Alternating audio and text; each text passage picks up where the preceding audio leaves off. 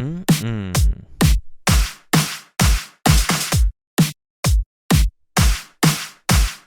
Mm-mm. Hi, today we're going to learn how to make one of the mother sauces. So what does that mean, mother sauce? These sauces are the base for lots of derivatives. So today we're going to do my favorite, which is a bechamel sauce. It is the base for cheese sauce, Mornay sauce for mac and cheese, cauliflower gratin. It's the base sauce for Indian, and it has diced apples, onions, and a little bit of curry powder in it, and it's fantastic over poultry, so chicken. So how do we do this? The first thing we're going to do is we're going to make a roux. It's equal parts fat and flour. We're going to make it using butter because butter has great flavor, and this is a base sauce, so it's not what I'd say super flavorful. It's wonderful to add things to. So we're going to melt our butter, and then we're going to add our flour to it. You can certainly use a different fat if you'd like. You can use any type of oil, you can use bacon fat, you can use a protein fat, and so forth. The thing that's important to know is that you have to cook a roux. So there's three categories of roux. There's a roux blanc, which is the palest of pale color that you barely cook. There's a roux blonde, which has got slight color, it's a little bit more yellow, and it's cooked to the point where the butter is starting to have a bit more of a flavor to it. And then there's a roux brune, which is a brown roux. That's when you cook it to the point where it's a nice, beautiful brown color. Those are commonly used to make things like gumbo and so forth. The thing that's important to remember is as the roux colors, it also loses some of its thickening power. So roux are generally used to thicken, which is what we're going to do now. And the longer the roux cooks, the starches break down and they lose some of that characteristic of thickening. So we've got our butter, it's pretty much all melted. We're going to dump our flour in. We're using equal parts butter to flour. So I have a half a cup of butter, I'm going to add a half a cup of flour. And we're going to whisk that up. We don't want any lumps in it. And then we're going to cook it for just a little bit until it's foamy and you can see a lot of bubbles moving around. You can also smell it. The smell of raw flour is going to go away as it starts to cook. So it's starting to foam on the edges and you can see all that awesome bubbling going on.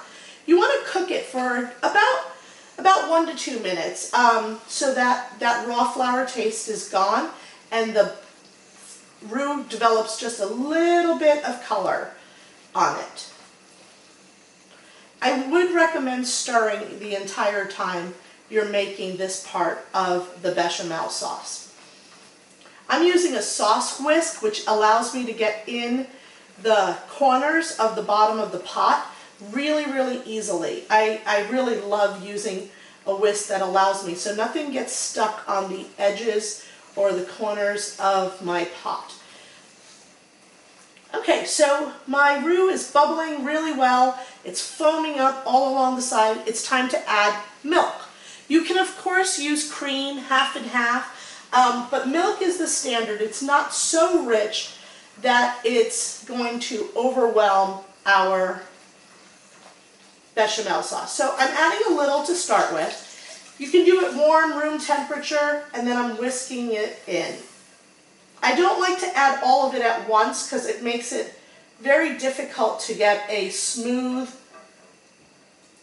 sauce. Okay, so now that it's all whisked in and I don't have any lumps, I'm going to give it a stir, turn the heat up, and we're going to start cooking it until it starts to thicken.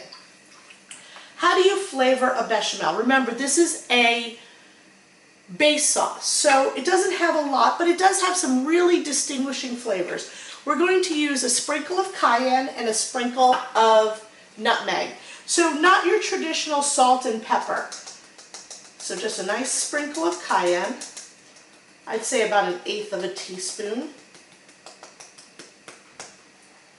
And then a nice sprinkle of nutmeg. I do a little bit less nutmeg than I do cayenne pepper. I like the balance of the heat. The cayenne gives us creamy sauce. But you can adjust it as you're cooking it. So it's going to thicken up, and that is a bechamel sauce. I'll show you at the end the beautiful silky thick sauce that it's going to create. Okay, so now you're going to notice that my sauce has started to really thicken up beautifully. How do we know when the sauce is ready? We want it to be able to coat the back of the spoon. So, got handy dandy little tablespoon here. Look how beautiful that coats my spoon.